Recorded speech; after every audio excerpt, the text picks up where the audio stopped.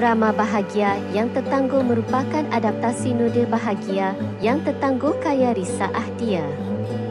Mempunyai 28 episod dan mula ditayangkan pada 17 November 2025. Setiap Isnin hingga Khamis jam 10 malam. Di Astroria atau stream di Astrogo atau langgan di Suoka. Skrip oleh Oka Aurora, arahan Osman Ali. Produksi IFAMI.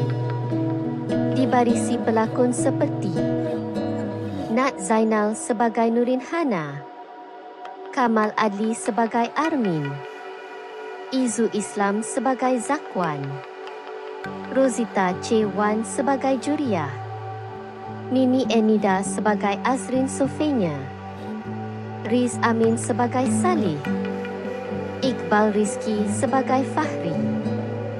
Drama ini mengisahkan Hana yang terperangkap dalam perkahwinan yang dikawal oleh kakak iparnya. Hana terpaksa memikul tanggungjawab menanggung perbelanjaan keluarga suami hingga rumah tangga musnah. Sina muncul apabila seorang jiran lelaki, Armin, membawa ruang untuknya mengenal makna cinta, keberanian dan harga diri. Adakah Hana dapat bangkit dalam meneruskan kehidupan? Adakah Armin yang akan menjadi cinta barunya? Jangan lupa menonton drama bahagia yang tertangguh.